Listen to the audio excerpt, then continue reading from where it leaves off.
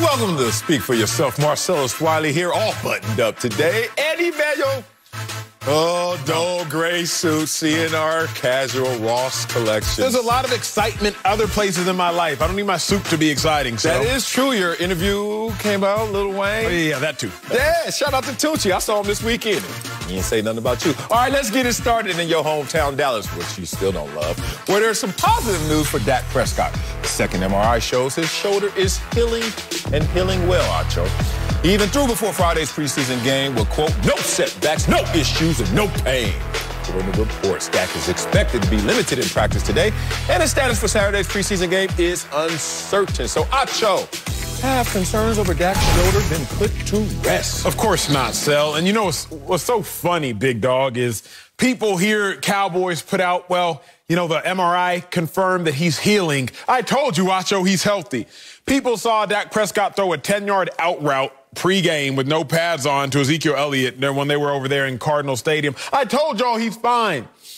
The injury concerns will not be put to rest until he puts the injury to the test. Oh, I like that. Simple. And it rhymes. And it rhymes. It just came up with it. The injury concerns, big dog, they're not putting to rest until Dak puts them joints to the test. Here's why I say that. Anthony Davis, we thought that he was healthy until he went out there and tested the groin. Did we really? 6 minutes later, some did. James Harden, he thought he was healthy, tested that hamstring block. Everybody thinks they good until they put the injury to the test. So I am not putting my concerns to rest until Dak Prescott, you go out there and you put your injury to the test. You have yet to throw throughout the entirety of a practice. You have yet to play in a football game since last October, if I am not mistaken. So how am I just going to sit here and assume that everything is good until you test it? That would be ignorant of me. Cowboys fans, please do not make that mistake. It's not to say that he's not healthy. It's just to say that we don't know if he is healthy. Take it from the Cowboys. What they said was this: as expected, Dak Prescott received an MRI on Sunday, and the results were favorable, showing what the team had hoped. Their franchise quarterback is healing. Healing. Anybody knows anything about the English language knows that healing is not past tense. No. Healing is present tense. So he's not healed. He is healing. In order for something to be healing, it must still be injured. So, no, I can't put it to rest when the team literally just told me, just told you, just told y'all that Dak Prescott is healing. He is not healed. He is still in the process of becoming healed. Can't put it to rest just yet. Okay. All right, that's fine. Good English conversation, too, as well. I learned past tense, present tense, future tense, all those things. There's a question at the bottom that says, concerns over Dak's shoulder have been put to rest. I don't know why I'm up here, because I never had any concerns. We need to ask those who were concerned. And we just asked you, and we didn't get many answers from you. It's okay, Acho. I love you still today. I have two responses to those who were concerned. One is, I told you so, but that's not going to get it right here. That's not going to get the bills paid. Let me tell you the other response I have is, how did Dak get hurt? Why do I want to go there? It's because this is why they had to get multiple MRIs. And once you know why he got hurt and how he got hurt, then you'll understand why they got multiple MRIs, and then you will understand how easy it is for them to just go get these MRIs. Let's start off with the how. The how is this. He doesn't know. The how is, the Cowboys don't know. The how is, we don't know. Dak Prescott was out there saying, my ankle's fine, I'm healed up from my leg injury, and all of a sudden, I don't know, what's up? You know what they did? They went and got an MRI. Now, Dak, being Dak, is like, I'm fine, I could play through it, I could plow through it. It's not that severe. And they said, okay, you're right. You're Dak Prescott, you know your body better than anyone else, go out there. And then someone tapped someone up in that organization's shoulder and said, hey. He says something's wrong. Let's not take that for granted. Let's not just let that snowball. Let's go to the Texas Rangers. Let's talk to them and discuss this issue. They said, shut him down. If something's wrong, trust me, it's not going to get right unless you shut him down. All of a sudden, they reverse course. When they reverse course, they realize, okay, for us to truly understand this situation, because we don't even know how we got here. Dak doesn't know how we got here. We have to diagnose this in the moment. So diagnostics all the time, multiple MRIs. Oh, it is healing. Day one MRI, present day MRI, we see it has improved. Is it final? Is it finished? Who knows? But the point is... What's the point? I told you they were going to do multiple MRIs to make sure that they were doing the right things, not just trusting in the player who will say anything just to get on the field. Well, here's the thing. There was actually no point in doing the second MRI because the second MRI only confirmed what common sense always confirms, that if you do what you need to do after studying the first MRI, you will heal. But how That's would why you know people that? don't get second MRIs. Because it don't make no sense. But how do you know that? Have you ever had an injury that lingered on and you wonder why? You've been doing the rehab. Yes or no? Yes. You get healthier, though. Like, you heal. Again, it's like this. So we talked about this. You brought up the car example with diagnostics. If I see that my tire pressure is low, the resolve is put air in the tire. I don't need to go back and check my tire pressure because I know that common sense tells me tire pressure low, air in the tire pressure no longer as low. It may be filling up, but it's no longer as low. Common sense, Dak. Common sense, trainers. Well, the trainers is common sense. Dak Prescott was hurt. Based off the injury, you do something to recover. You do something to recover, you will be healing. So the second MRI was a lot of assumptions. You just said don't make assumptions. You made a lot of assumptions. Well, that's what you do. That's what you do in health. But I don't know that it's an assumption because it's an educated guess. It's kinesiology, right? It's kind of like if you strain a muscle, you know that you have to get the blood flow into the muscle in order for the blood flow to allow the muscle fibers to continue to attach over and heal. You can make an assumption that, well, if you strain a muscle and you do these things, you'll get healthy. But it's just what we know about the body. It's what we know about anatomy. All bodies are different. That is very true. All patterns are different. That is very true. What is wrong with just getting a clear assessment in the present moment as you're healing? This is something he's taking advantage of that we didn't, regretfully. And now we're going to look at him like something's wrong with him. No, something's wrong with us. You know, my second point was just not only how did he get here. No one can answer that. We can answer that. You can't. We've said it before. No, on this show. No, I've said it before. What? Volume plus intensity too quickly. Yeah. And we know you he had too much volume. Injury. That's what it was. Okay, but guess what? It's okay to say it's a wear and tear injury. Now I want to know specifically where it's worn and torn. Now that's what we do in the MRI. Now, how easy is it to get an MRI? I don't think you're doing the public a service by telling them that it's a difficult task, that this is a heavy lift, that this is a daunting ask. I think you're trying to mislead the public. How so?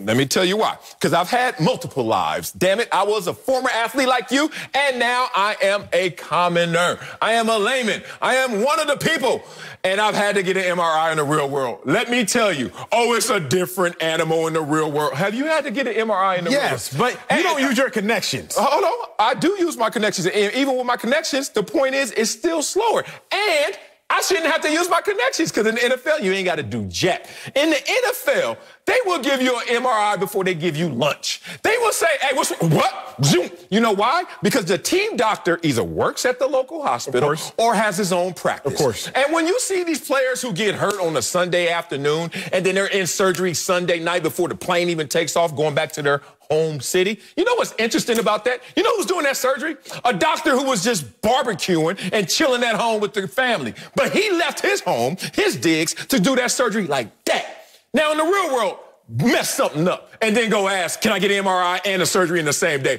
And watch how loud they laugh at you. So I want to make sure that the people who are receiving this message understand MRI to you, MRI to me now is like, whoa. To an NFL player, it happens before you get a Gatorade pass to you. That is true. Okay, but this is not a big deal. The reason I'm not saying it was a big deal. Well, no, what I'm saying it was unnecessary. Oh, stop. And the reason it was unnecessary is because it confirmed for us everything that was going to be confirmed anyway. Of course he was healing. And you knew he was healing because y'all took the necessary steps for him to be healing. Now, he's not fully healed, but you already knew he wasn't fully healed. So you're not wrong in saying that we all would have benefited from getting another MRI. You think? But I don't think you're right.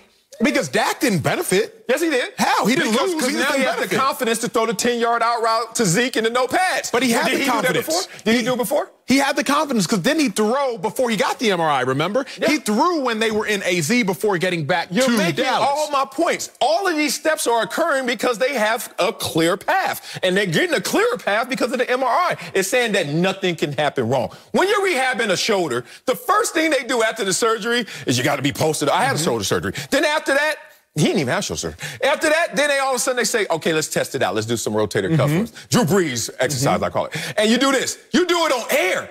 And then once they see it's cool and you're handling it, how you feel? They don't trust Dak. Dak gonna say, I'm fine, because Dak is Dak. Of course. He's trying to press. So then you get a 2-pound weight, a 3-pound weight, a 5-pound weight. Imagine if there was another step in there and they said, oh, I know what he can handle in maximum capacity because I can see he's healing. But we did it blindly. We were just like, yeah, I feel good. And you know how many times I lied just to get back on the field because I wanted to get my opportunity and my money? All the damn time. That's why there's an independent neurologist. Because we gonna lie and say we fine, go back out there concussed and don't know which way is up. But going back to your earlier point, which is if Dak does not know how he got hurt. He doesn't. Then there's nothing he can do to stop himself from getting hurt again. Oh, just wear and tear. Well, if there's, because we've been in these situations before. There's nothing worse, Sel, than when you injured and you go to the doctor and they can't tell you what's wrong. Oh, I got that story here. Let's go. Right? Yes, you get hurt or you're sick or whatever. If there's a dichotomy between going to the doctor's office. Yes. Because in part, you want them to tell you what's wrong, but now there's something wrong with you. But the worst is if they tell you nothing's wrong and you still got an issue. Because now, what is wrong with me? Thank you. If Dak doesn't truly know how he got hurt, then there's no real way for him to stop himself from getting hurt again in this manner. I think it was volume and intensity too quickly. He went too fast, he went too hard, and he did it too quickly, and that's why he got hurt. But I can't put it to rest until you tell me how it happened. Because if you don't tell me how it happened, it can happen again. And if you don't tell me how it happened, then you don't even really know how to fix it. For every action, there's an equal and opposite reaction. If you don't know how the action occurred, then you don't know what the equal and opposite reaction needs to be. So instead, you just gonna rest. But rest how long?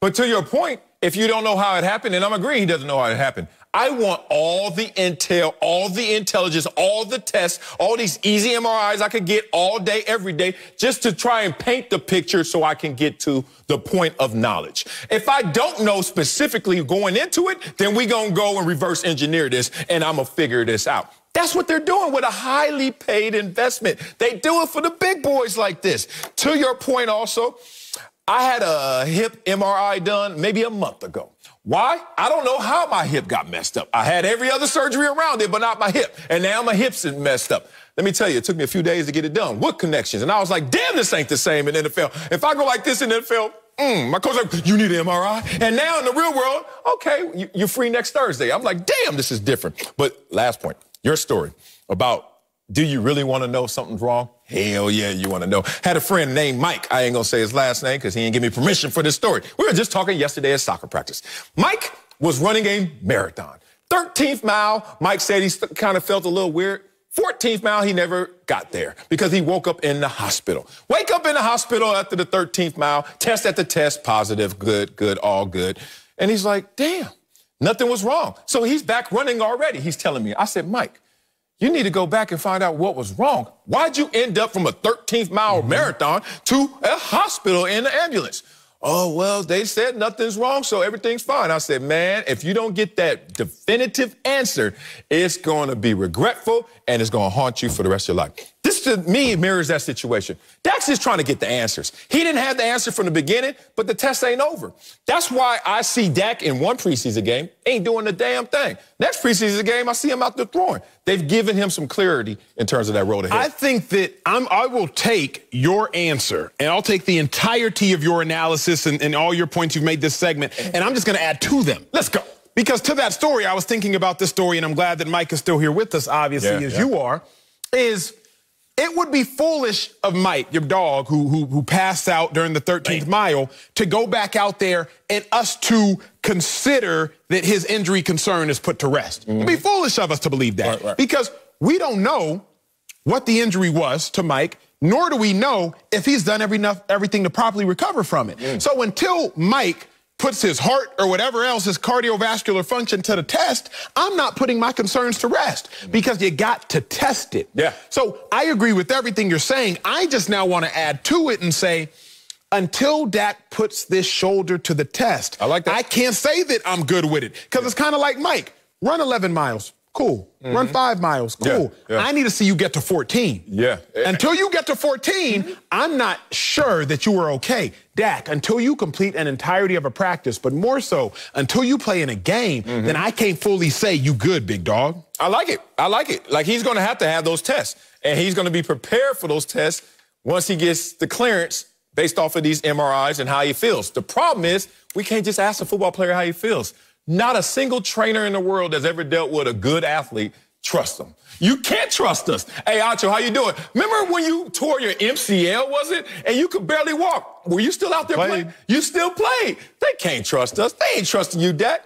So, gotta listen to them. Coming up, LeBron's clapping back at critics of the Lakers and their trade for Russell Westbrook. We'll tell you what we think about that. But first, Trey Lance threw an 80-yard touchdown pass in his preseason debut. And they now calling it Trey area. Well, we'll tell you if Jimmy G should be worried about his job. Next on Speak for Yourself. Now, Trey Lance made his preseason debut Saturday. He came in during the first quarter, but he really made heads turn on his second possession with an 80-yard bomb. 80-yard touchdown pass. Now, Jimmy Garoppolo called the play awesome. Head coach Kyle Shanahan summed up the rookie's first game saying, quote, there was some good and some bad. By no means was it perfect. Close quote. So, Sel, should Jimmy G be worried about his job after Saturday? Hell no, not at all. You heard Jimmy G. It was awesome. You know what else he said in that same quote? It was awesome again, doubling down. Whenever I'm pumping you up, boy, I know I could take you out. We kind of saw it coming. Jimmy G finishes the statement, you know, nothing that play, knowing that play, and everything I've watched, et cetera, et cetera. Jimmy G is over here pumping up the guy that can't beat him. I'm going to call Trey Lance what they call him in the locker room right now. Jimmy G texted me and showed me. They call him one-play Trey because that's all he is right now. One-play Trey. Got that 80-yard touchdown going. Every highlight, yeah. Whoa, look at Trey Lance. Did y'all watch the rest of the game? Did y'all see one-play Trey play the rest of the game? Let me tell you about his completion percentage. Oh, my God. 4 for 13, 31%. That ain't going to get it done unless you want to have the same record you had last year, 49er fans. Here's my problem with one-play Trey. He got sacked 4 times. 4 times. Let me say something to you, one play. Hey, man, in college, you know what your weaknesses were? I did some scouting on you. They said you're locked into your primary read, and they said you also take off a little fast when your first read is covered. Okay, so I'm watching that game with that mindset. You know what I started to see? I started to see a guy who didn't realize that the people in the other color that are big and fat, you should stay away from them. He got sacked 4 times in the game, a preseason game, with the most vanilla of coverages and the most vanilla up fronts. Come on, man. This is simple. Jimmy G is the man for the job. As always, when healthy, it is Jimmy G's team. Ain't worried about nothing. Ain't worried about nothing. So one-play Trey, stay in the back. One-play Trey, catchy, no substance, but a lot of sizzle. So I'll say it like this. 4 for 13? Yes, Trey Lance has a tailwind behind him while Jimmy G has a headwind in front of him. I'll be real. I'll keep it a buck with you. I'll keep it a buck with y'all. And y'all should be able to acknowledge that. Anything Trey Lance does great will be accentuated. Anything Jimmy G does great will be met with resistance. However, I have to meet you all with the truth. Jimmy G, regular season, his career-long pass play, 76 yards. Boy, was it incredible. Until you realize what happened. He throws a 6-yard pass to Raheem Mostert out of the backfield because of Kyle Shanahan's design, and Raheem Mostert runs the other 71 yards with the ball in his hand. So just so you know, that's the longest pass play of Jimmy G's NFL career. Y'all ain't even got to see it. Y'all know how it ends. Now let's talk about one-play Trey. This is why Niners fans need to be so excited. Why? Because his 80-yard bomb, albeit the preseason, longer than anything Jimmy G's ever done in Jimmy G's passing career, but it's how he did it, Sel, because you said the scouting report says he locks on to the first read. Yeah. So that means he's already shown me growth, because if he locked on to the first read, he would have thrown that short crosser. Sure would have. Instead, he threw the bomb. Nice. He threw the bomb to the crib, 80 yards, longer than Jimmy G's ever done. Now, it's the preseason. I get it. I get all of it. But what I have to remind y'all is this. If you're Kyle Shanahan, you understand he got sacked a couple times. You can coach that. If you're Kyle Shanahan, you understand that his completion percentage wasn't the highest. But if you're Kyle Shanahan, you also realize, man, Jimmy G's longest completion ever was because of an angle route to a running back. And one-play Trey already is doing things that we haven't seen Jimmy G do, albeit in the regular season, but we still ain't seen Jimmy G do. That is why Jimmy G should be even more worried. Oh, we can't do that. We can't do we haven't seen you do it yet. One, that's not all on the quarterback. Those 80 yards or 76-yard passes that end up in touchdowns. It's on the receivers as well. I'm not trying to diss the dude. I'm just saying if I'm the starter, if I'm Jimmy G, I ain't tripping. That's all I'm saying. The guy went for 13 outside of that one play. And I knew you had that one play because that's all y'all got. Like, I dare someone to show me another play for Trey Lance that is impressive from that game. And he's going to have more games. We're going to look forward to those games. But we also saw in that same game him play 8 series. 75% of his drives resulted in a punt. Whatever. Including 4 3-and-outs. Whatever. It's like, it's Trey Lance, young Trey Lance. I don't want to compare him to Jimmy G. He shouldn't be where Jimmy G is right now. But he also is not a threat to Jimmy G right now. He is potential, but he's not kinetic right now. I remind you that Trey Lance has some developing to do. And that's a good sign that he didn't lock in on his primary read. Because usually they say he's slow to work through his progressions. Now, that was a little slow through the progression. I'll tell you why. How many times do you get a rollout, 15-yard back dropbacks? Like, that's not the typical NFL experience where you get to do a bootleg rollout 15 yards deep and sit there. But he got that opportunity. Kudos to him. Here's the problem. Trey Lance coming into the NFL threw the fewest college passes of any first-rounder in 40 years. 40 years. So these progressions that we are looking to see has to happen fast. If not, you're going to lose to the guy who already has the job, the guy who already took him to the Super Bowl, the guy who is the 4th most winningest quarterback in NFL history, Jimmy Garoppolo. The difference is Trey Lance hasn't done what Jimmy G has. I co-sign that. He's a rookie. But Trey Lance is doing what Jimmy G can't. And I think that's the difference. I think if you're Shanahan, even if you just look at that one play, come on, you're like, man, I ain't even seen Jimmy G do that. If you're a Niners fan, and we got several producers that are, it was one play that kept them away from winning the Super Bowl. Now, we talk about no game is done in one play. It was. Now, you could talk about 3, but it was really one play that kept them from winning the Super Bowl. That defense. Jimmy G, he missed a bomb to Emmanuel Sanders. That same Emmanuel Sanders who has Jimmy G's 2nd longest pass of his career because 3 Saints players fell down. Not because Jimmy G did anything marvelous, y'all. This is the 2nd longest pass of Jimmy G's career. That, where the Saints defenders fell down and forgot that they was in the NFL, not in college. So with that being said, yes, it was just one play. But if you're a Niners fan, it was one play that kept you from the Super Bowl. Chris Jones batting down a pass on a slant on 2nd and 6, if I'm not mistaken. It was one play. Emmanuel Sanders, Jimmy G, that you missed. It's one play that's the difference between winning and losing. So it might just be one play, but one play often is the difference between a ring. Boy, you are putting in some work for this. Let me just say, thank God I just keep things simple. I have no fights. I have very few arguments. And most people who know me understand I am an emotional person and an emotionless thinker. You know the difference? Here's the thing.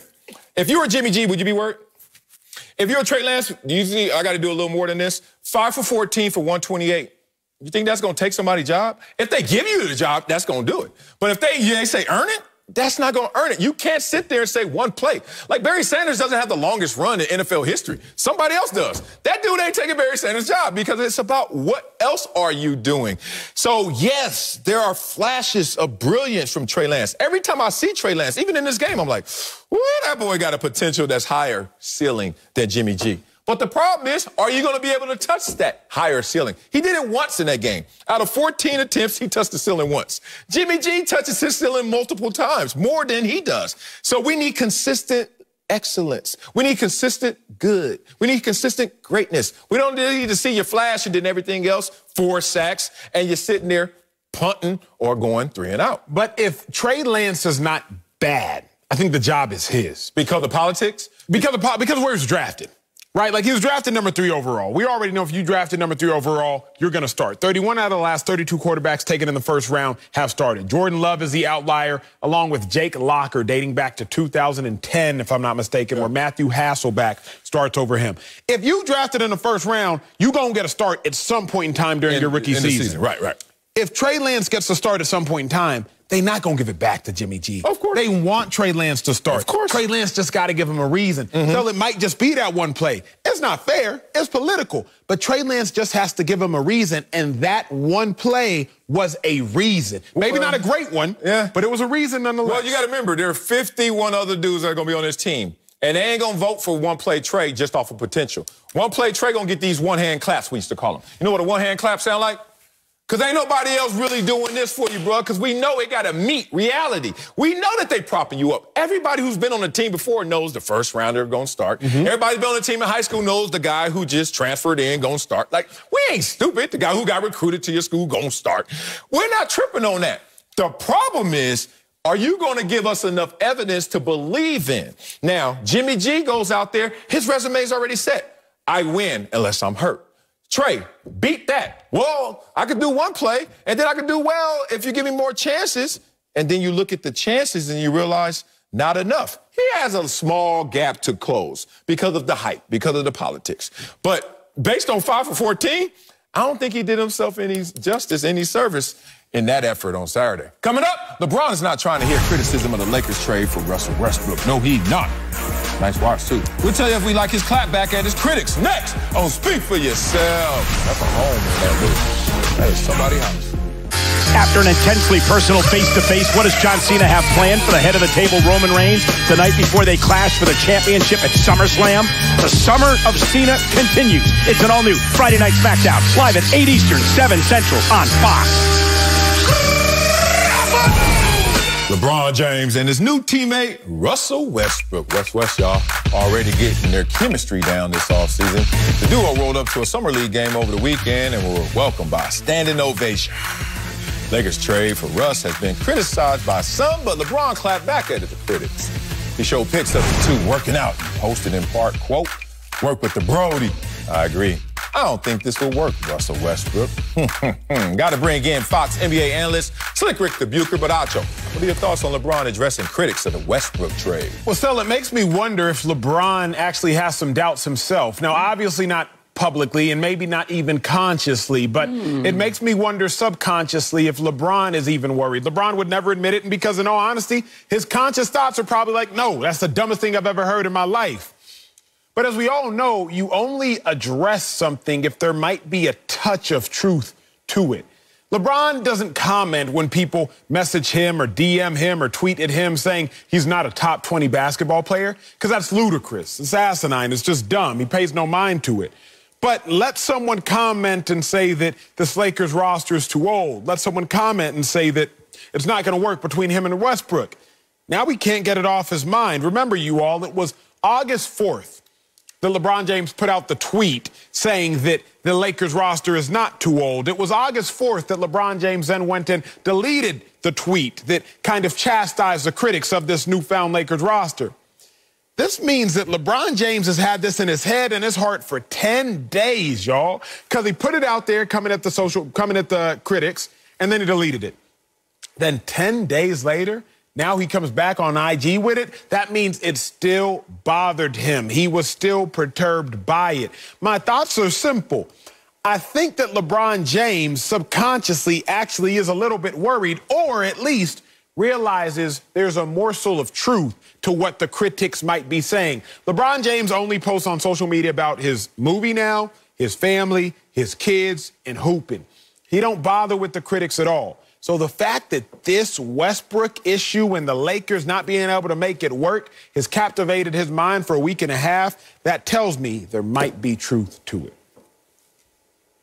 Acho, I don't have a problem with LeBron responding to his critics. And I appreciate your psychological deep dive. I think there is something to that. And I agree with the idea that we only respond to things that hit us in a certain way. But for me, it's not what LeBron does, it's how he does it in this case. First of all, this whole, I agree, it's not going to work. That's sarcasm. And the fact of the matter is nothing has happened to prove otherwise. LeBron working out with Russ Westbrook, they're both gym rats. They're both conditioning fiends. I would expect no less. And guys coming into Vegas and getting some work in and while their summer league teams are playing is not out of the ordinary.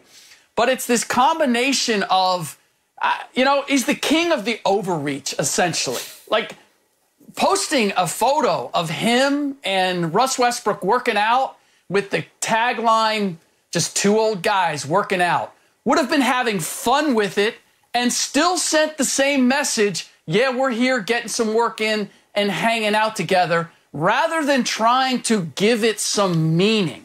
And then we throw in the cryptic line about Phil Handy, the Lakers assistant coach, who I assume is the PH and was working them out. I'm not even sure what that line means, but there's always this exclusivity when it comes to LeBron and social media posts.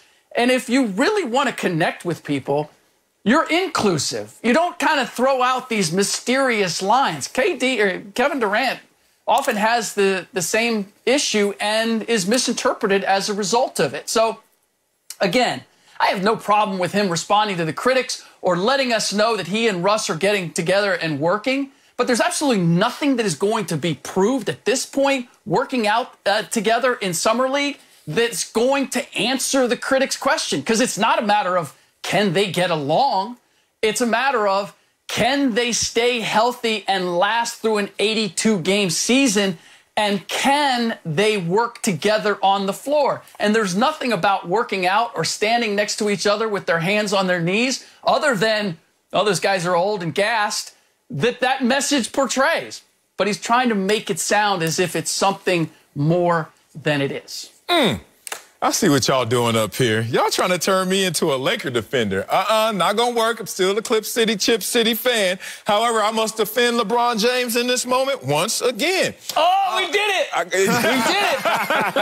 Oh, man, I hope all of y'all YouTubes go down. Don't try and frame this on me. But I have to defend the truth because I'm always chasing the truth. One, I've just noticed from these athletes today that it's the new wave. As the kids would say, they got time today. Me, I ain't got time. I got 4 kids at home, and look, I am not going to rob them of their face-to-face times because I'm on social media trying to answer some people who I don't even know. However, the kids today, they got time today. And LeBron's not a kid, but he's younger than me, so I'm just having fun with it. Let me start off by also saying that in general, I don't mind you responding to a critic. It's just about what are you saying, and are you saying the real? Like, that's it. Now, when do you address them? How do you address them? All depends, because we all know at different times in our life, we have different emotional space. Let's just be real about it. Based on your mood, based on the time you have in that moment, based on if you're hydrated like me at a game, you might have some time to just go shoot back or punch down at some people. But Acho says something that's interesting, and I've always challenged this, because people always say hit dogs holler. That's obvious. You hit a dog, dog gonna be like, what you do? If someone hits you with direct criticism right here in the heart, you're gonna respond.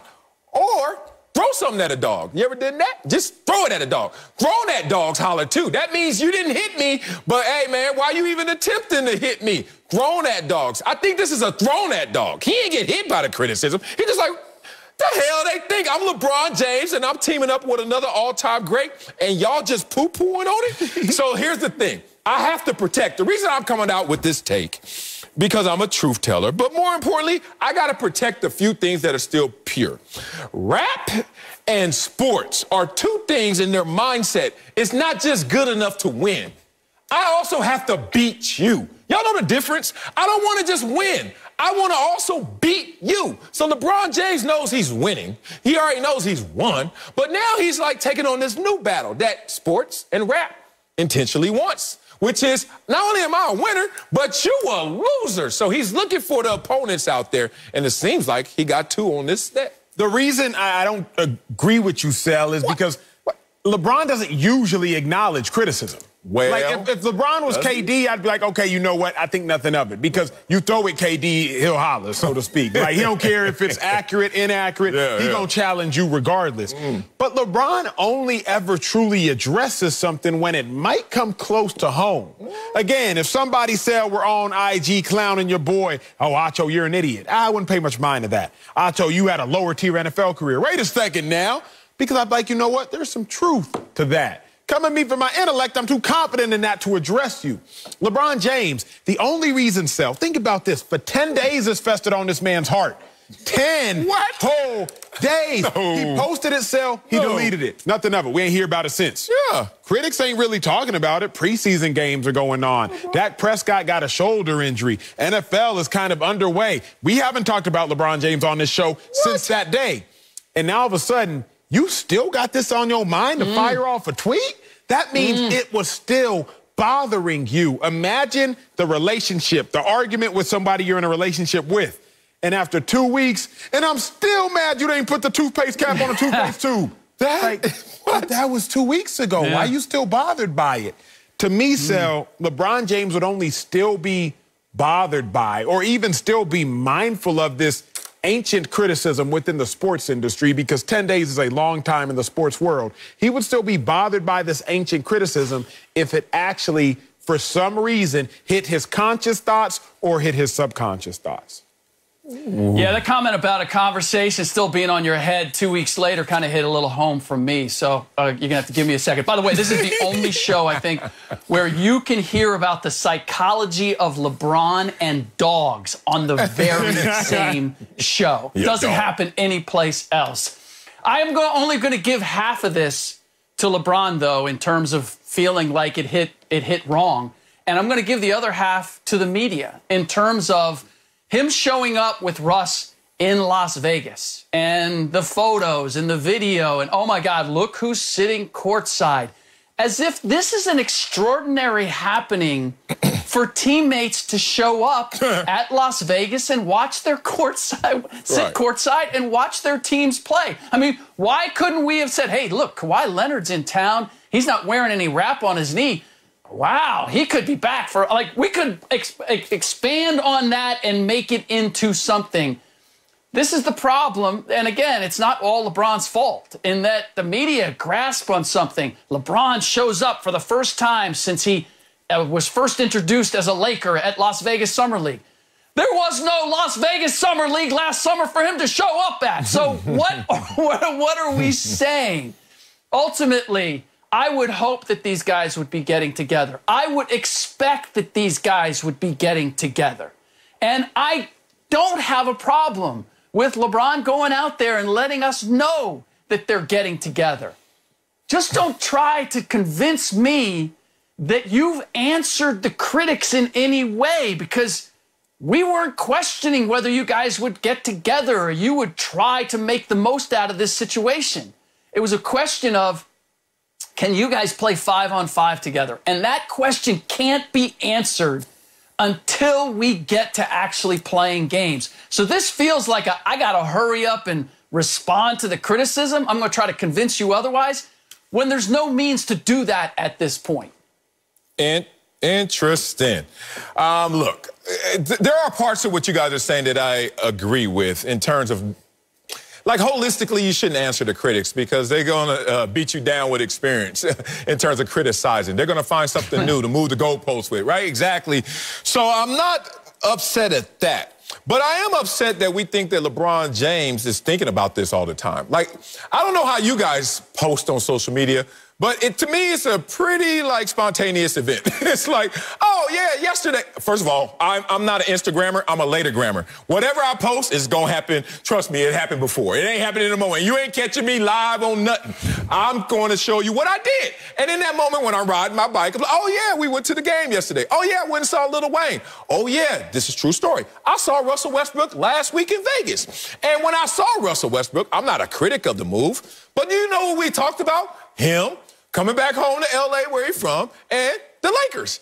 Like, y'all got to remember, it's 10 days old to us. It's every single second of the day to them, because everywhere you go, there you are. Russell Westbrook can't go anywhere and not hear about the Lakers. And LeBron James either. So I don't think he's so mindful of negativity and was sitting there biting his fingernails, waiting to get back online to respond to critics. It's just like, oh, I just heard somebody say something like they don't believe in us again. Let me go out there and do this. Our show, media, TV, Isn't the rundown of this, our topic selection, ain't how LeBron James thinks and plans his day. He doesn't know if the criticism is this high or not, because LeBron James is living a life that is going to be a little different than the average Joe. I need to see Acho for this, because it's the last point. Got to hammer this home. He says, Acho told me that LeBron doesn't answer to his critics. But when that movie came out, Space Jam, that I still haven't seen, Space Jam 2 or 1, his first post about it was what? Hi, haters. Like, LeBron James lives in this different universe, brother, where maybe the only fun is to look at the one trying to come and snipe him, because to LeBron, it ain't just about winning. It's also beating you. Coming up, Justin Fields' future in Chicago looks bright and windy. But we'll tell you if the rookie should be the starter right now. Right now. That's next on Speak for Yourself. Hi, haters. Let's go to Chicago. Justin Fields struggled out of the gate in his first preseason game. Yes, he did, but he got it going in the second half. Fields ran for a touchdown, threw for a 30-yard touchdown pass, and Matt Nagy has said Andy Dalton is a starter, but today he said Fields will get more reps with the first team as part of the, quote, evaluation process. All right, Acho. Should the Bears name Justin Fields starting quarterback right now? Yeah, Justin Fields needs to go ahead and start for Chicago, and it's a couple reasons. Justin Fields will have the best success of all rookie quarterbacks, I think, for the first 6 years of his career. First 6 years. Number one is the expectations are low for quarterback play in Chicago. Remember, they've never had a 4,000-yard passer in the history of their career. An illustrious franchise, a big, well-known franchise, never had a 4,000-yard passer. Yeah. Number two, you have to look at it like this. Their expectations aren't very high. Mitch Trubisky led them to the playoffs. I am a fan of Mitch Trubisky as a person. I'm actually not opposed to his quarterback play, but if Mitch can lead you to the playoffs 2 of the last 3 years, then you have to think, you have to know that Justin Fields can also lead you to the playoffs. And so I think you go ahead and start Justin Fields right away, not because he will be immune to rookie mistakes, not because he will be immune to rookie woes, but the fact of the matter is he can do things that your starter, Andy Dalton, simply can't do, number one. And number two, you still should be able to make it to the playoffs with Justin Fields at your quarterback. You allow him to learn on the fly, but win as you do it. I like that. I'm going to add to that, yes, because not only can he do things that Andy Dalton can't do, he will do things that Andy Dalton won't do, and that's a big difference. We had that conversation about Kyle Shanahan with Trey Lance. In week 1, yeah, you can do things Jimmy G can't do, but will you do those things, live up to your potential? I like what I saw. And it's weirder with Justin Fields. Like you said, my expectations were tempered. They were a little lower going into Chicago, not thinking he's going to hit the field immediately. Like, okay, let's see how he translates to the NFL game. And he started off slow by his standards, by the results. 3 straight 3-and-outs we saw. He started off 2-6. Started off the game, and we were like, what's going to go on? Then 3 straight scoring drives, field goal, rushing touchdown, passing touchdown. You're starting to see a guy who was able to self-correct. The beautiful thing about this situation that I don't like in the 49ers situation is they gave him a chance to self-correct. Now, according to Kyle Shanahan, what he's going to do with Jimmy G and Trey Lance potentially is by situation, by quarter, by opportunity. And you don't get a guy a chance, you don't give him a chance to go out there and self-correct. This guy is so cool, calm and collected, confident, maybe even cocky. After the game, he said the NFL game kind of slow. Now, it was a preseason game. I'm going to remind him it's going to speed up in the regular season and speed up in the postseason. But he said going against our great defense, again, going against these guys in the game kind of felt the same, if not slower. Amazing to have that type of moxie and really tell the truth like that, that type of confidence, not just podium talk. Oh, yeah, it was so difficult. He's like, nah, I started off slow because I was jittery. I was probably caught up in my own mind. Then I went out there and handled business, and he handled business. So everything I see points to Justin Fields being their starter. And if you're the Bears, what are you afraid of? I understand not wanting to start a rookie quarterback. He's clearly not as good as the starter. There might even be a situation like in San Fran where the starter you know you can win with, he just has health issues, Jimmy G.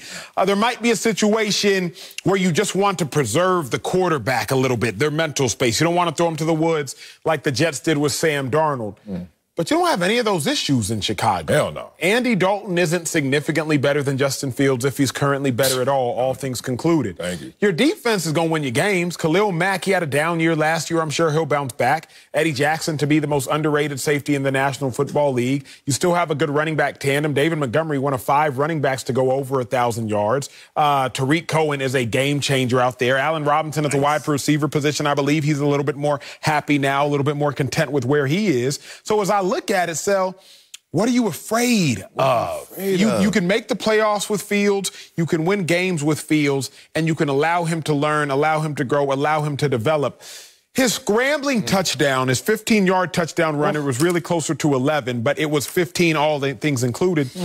Andy Dalton just can't do that. You think? And as bad as the Bears' offensive line is, you need Justin Fields to just be able to make a play like this every now and then. Call it a preseason game if you want to. There's still some players out there playing football that can run, that can hit, that can tackle. And in all honesty, preseason third and fourth quarter, those players are probably playing harder than most NFL starters will play unless they're in a contract year. Say it. And so Justin Fields is doing things Andy Dalton's just incapable of. For that reason, you got nothing to be afraid of, Bears. Hell no. Can't get worse. Andy Dalton, look.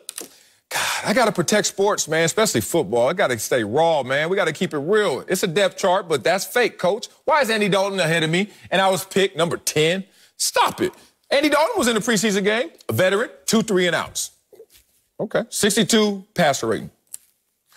Okay, no, that's Andy Dalton. You know Andy Dalton been balling. No, he was 4-5 last year with the Cowboys. No, he was balling before that in Cincinnati. Remember? 2-14 the year before that. Hey, man, like this is thinly veiled in terms of what this depth chart really represents. Because in reality, it needs to be Justin Fields at the top. You ever seen Child's Play? One of my favorite movies ever, Chucky. You ever seen Child's Play? Any of them? Chucky? You know who Chucky is? I know Chucky, but I thought the movies were called Chucky.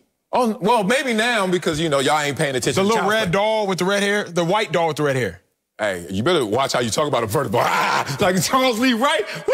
So anyway, I used to have one hanging up in my locker room. Yeah, no lie, with a little string on it. He used to sit there, and everybody on the team would walk by and say, ah! And he just sit there spasming. Anyway, I'm only bringing that up because his best friend, the little boy, guess what his name was? Andy. Remember? It's over. We're friends. No, Andy, this is the end. Friends. Baker Mayfield helped lead the Browns to the first playoff win since 1994. But he's still only one game over 500 in his career as a starter. Baker is entering year number 4. It was just ranked number 71 in the NFL Top 100 list after not being ranked last year. Greg is back, but Acho, does Baker belong in the NFL Top 100? Of course. And in all honesty, he should probably be a little bit higher. Now, look, fellas, we laugh, we giggle, we chuckle, we scoff. But only 8 quarterbacks won playoff games last year, ladies and gentlemen, and Baker Mayfield was one of them. But that doesn't really mean nothing. I don't have to go there. We know Lamar Jackson belongs in the top 100. It is unequivocally clear Lamar Jackson belongs in the top 100, probably the top 10, top 20, at worst, top 25. But when I look at Lamar Jackson and Baker Mayfield last year, which is all we should be doing, is looking at them last year, to me, G, they look eerily similar. 4,200 yards, 4,200 yards. Total yards, that is. Total yards. I didn't exclude Lamar Jackson's rushing yards to make a point, just so you all know. Total yards. Passing touchdowns, Baker Mayfield 30-9, Lamar Jackson 26-11. I did exclude Lamar Jackson's rushing touchdowns. He had 7. So total touchdowns, Lamar would have 33, a few more than Baker. Now, if they that close, and Lamar Jackson we know for certain should be top 25, which he should, then obviously Baker Mayfield belongs somewhere in the top 100, y'all. I ain't say Baker need to be top 50. I ain't say he need to be top 30. But Baker Mayfield at least need to be in the same club as Lamar. They're not at the same table, ain't got the same section. Baker ain't got the bottle, girls. But Baker got a bottle. They just ain't got the sparklers with him. He got a bottle. So, yes, Baker belongs in the top 100. I can't. Hey, you left one of those burners on the stove, all that cooking you were doing up here, because, boy, you try to cook these numbers in these books. Hell no, that boy don't belong in no top 100. And I'm telling you, I'm protecting sports, especially football. Y'all ain't stealing football from me and making it a Hallmark card and I care about you. Heck no. You got to earn what you eat out here. You eat what you kill. Baker Mayfield ain't killed enough being no top 100. Let me kill Acho's first point, though. He said, oh, well, there were 8 quarterbacks that won playoff games last year. So, yeah, you got to respect them, and Baker Mayfield was one of them. Russell Wilson didn't win a playoff game last year. Deshaun Watson didn't win a playoff game last year. Dak Prescott didn't win a playoff game last year. I think they belong in the top 100. But Baker Mayfield, oh, you ain't getting in just because your team is great and you kind of good. That ain't going to get it. Now, y'all want to know what my resume looked like? Yeah, I was in the top 100 twice. I was in the top 50 twice. Number 38, number 44. Damn right, we ain't had no ceremony. They ain't had no big reveal. They just put it out there. Okay, so I know what I'm talking about here. I also know that Baker Mayfield has never been to a Pro Bowl, including last year, since Otto told me to stay focused on last year. No Pro Bowl last year in this amazing year. No Pro Bowl. No Pro Bowls, no go-go's. That's how I think about it right now. But speaking of the Pro Bowl, because this is a list of 100 players, and Baker Mayfield shouldn't be on it, because if you think about it, he's not even a top 10 quarterback.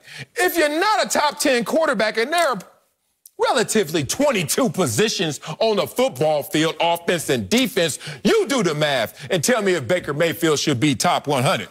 And I had to do a little research here. And I came up with the understanding that there are 265 active players that are Pro Bowlers. And y'all trying to tell me that Baker Mayfield should be in the top 100 when he's not even one of those guys? The way I look at the club is, hey, excuse me, everybody back up, fire marshal come, everybody clear the way. Okay, Pro Bowlers, y'all come in. Guess who ain't coming in my club right now? Baker Mayfield, number 266. Talk to him, Marcellus. Yeah, man, I can't honor it. I can't honor it. I can't honor it, Acho. I know that's your team, that's your boy. No, when you look at the reason why this list was created, it was for the best players in the top 100 players in the game.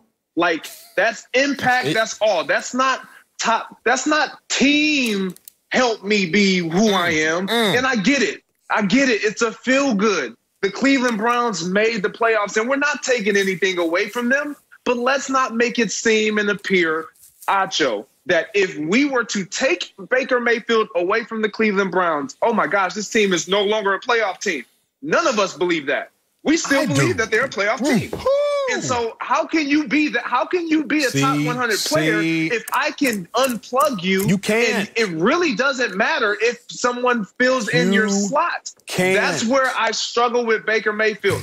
It's about the impact, the value, and what you bring to the table. Yes, you can compare those stats and make them look good. But if you take Lamar Jackson away from that Baltimore Ravens quarterback position, completely different looking team.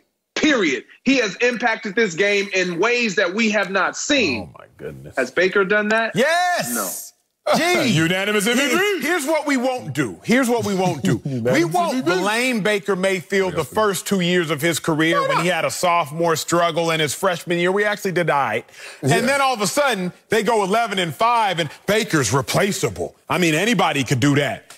Nobody's done it since 1988. Bernie Kosar was the last quarterback of real significant football competence when it came to winning and losing in that organization. Anybody can't just do it. Manziel couldn't do it. Brady Quinn couldn't do it. Colt McCoy couldn't do it. Robert Griffin couldn't do it. Brandon Whedon couldn't do it. Tim Couch couldn't do it. So not anybody can just go out there and do it. So we're not going to act like Baker Mayfield, you can just exchange him for anybody else. Baker Mayfield has proven to be irreplaceable. Why? Because everybody who came before him could not accomplish what Baker Mayfield has done.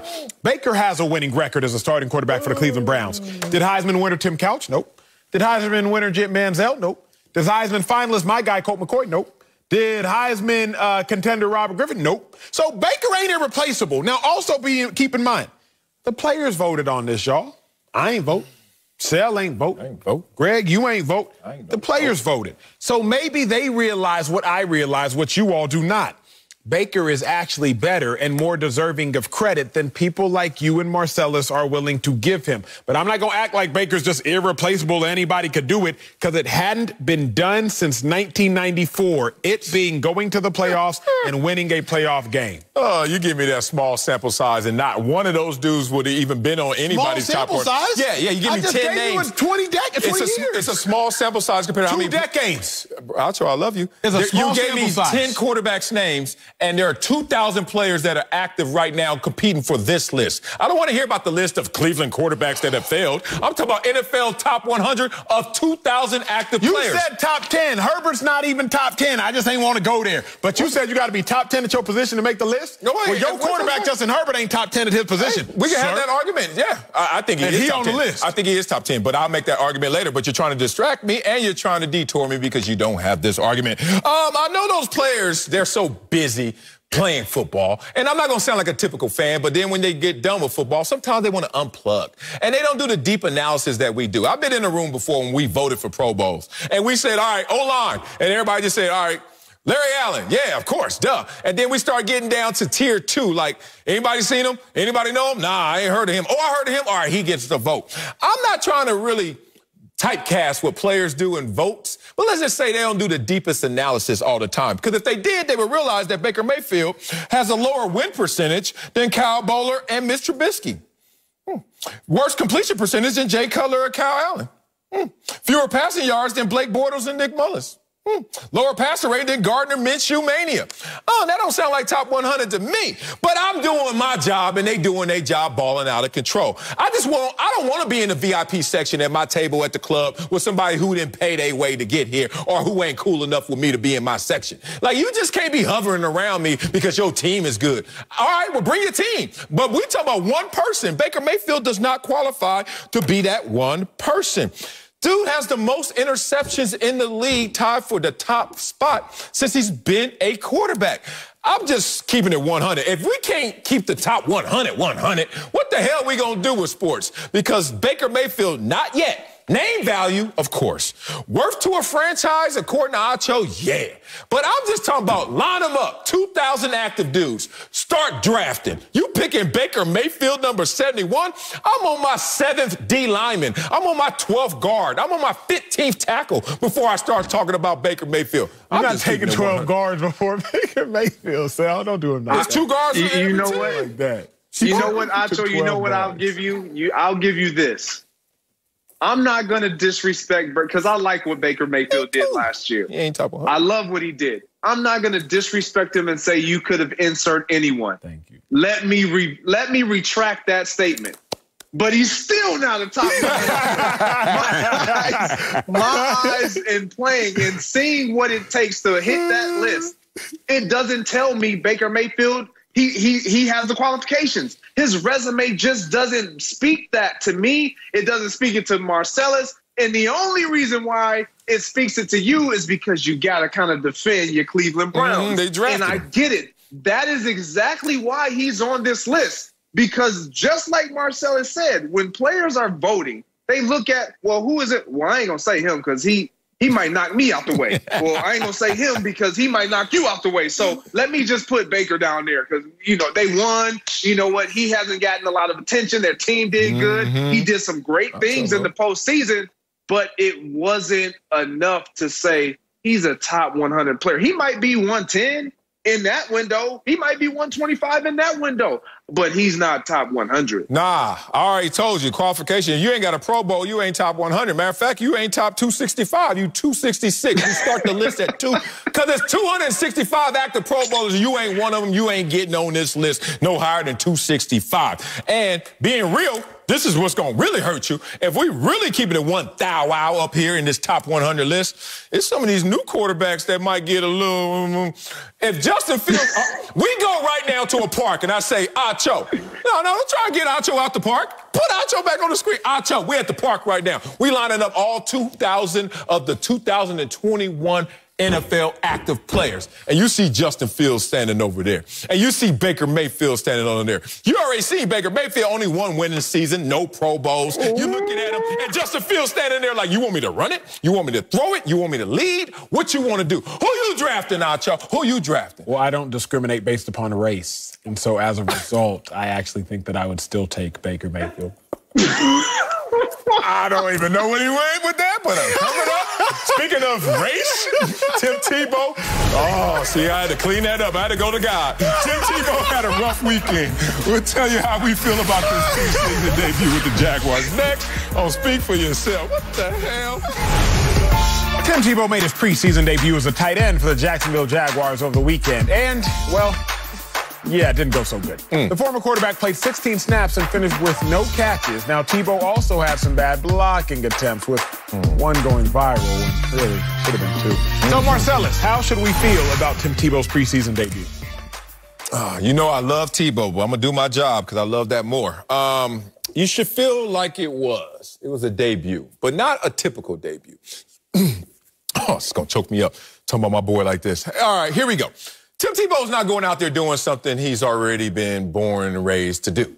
He's trying to debut two things. One, I'm back in the NFL, and I'm playing a new position.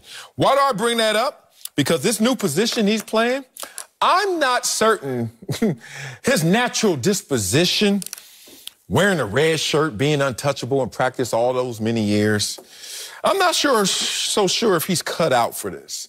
I'm not so sure if he's ready for the hood life in the trenches. Because I saw not one, but two blocks like this that let me know, I don't know, Tebow, if you've been on the block long enough. Have you made that left turn in the alley? Because in the trenches, that ain't gonna fly, big dog. We are starting to raise our hands saying, give me 85 if you're gonna start doing this.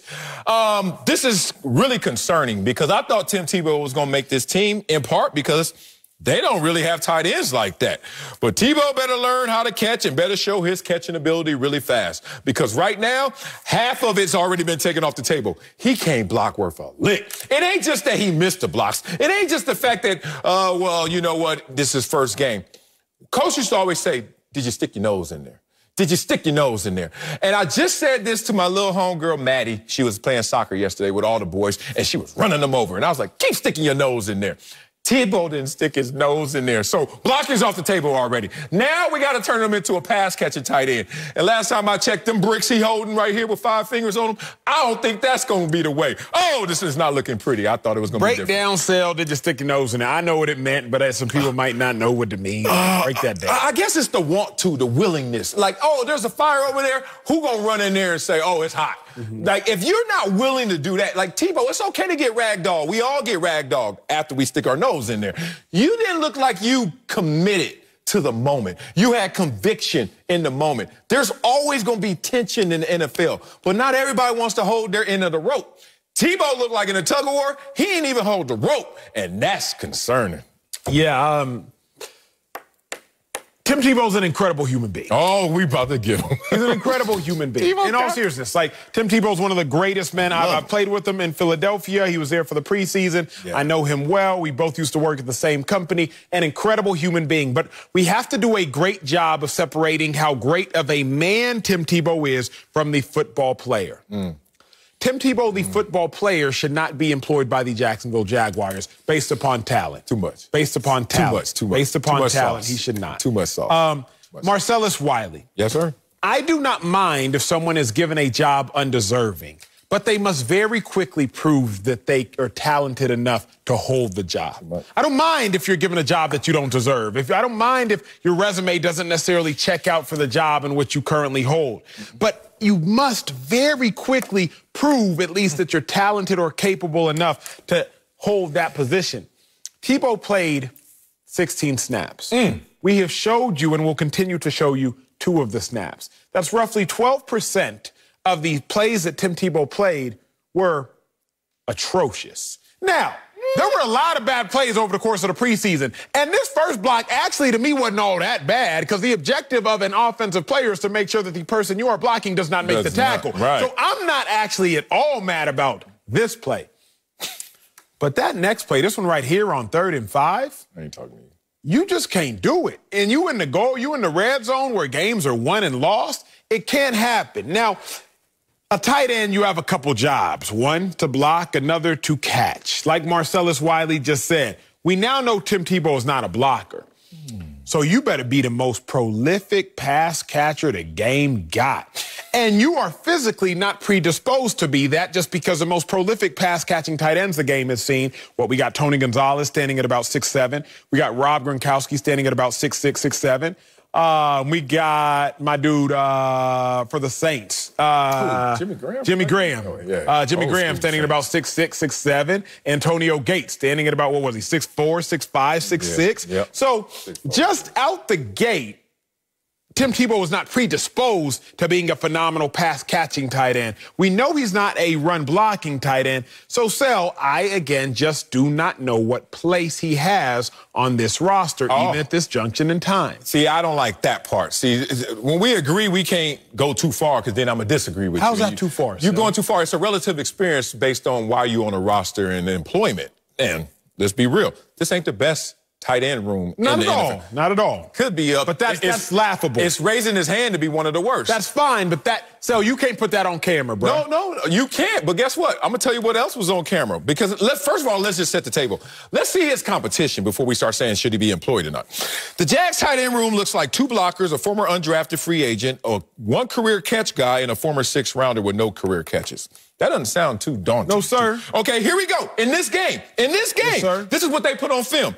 Number 1 tight end on the depth chart is Chris Manhurst. 1 catch, 5 yards. Tebow, go get that dude. He only got 1 catch. Now, he probably blocked better than that. I hope so. But he's number 1. Number 3 on the depth chart is Luke Farrell. 1 catch, 2 yards.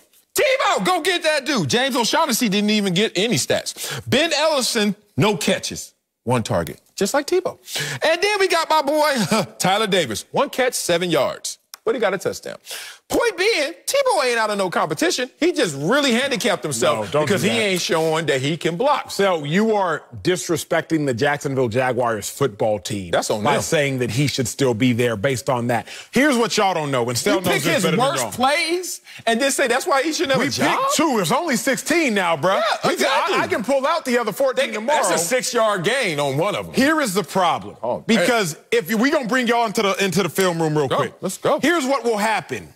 The entire offense on Monday, which is today, really yesterday, will have watched that play. Everybody. The running backs would have watched it. The receivers would have watched it. It's viral. Offensive line would have watched it. Everybody's watching that play. Yeah. Then in the tight end room, coach is sitting there with the clicker. And sometimes the coach will give you critique. It's him with the clicker. But sometimes a play is so bad, there is no critique. No. Sometimes it's just so bad that they'll click on that Tebow play and just click off of it. So if he's still on the roster, putting that on camera, if you play for the Jaguars, you got to start to wonder, like, man, come on, coach. Like, come on, what we... Oh, no, that's not me. You're not thinking that way. I am, because there came times when I was in Philly and I got cut several times, so I know I wasn't that great. But there would be a couple players where I'm just like, come on, coach. Like, because like that's you.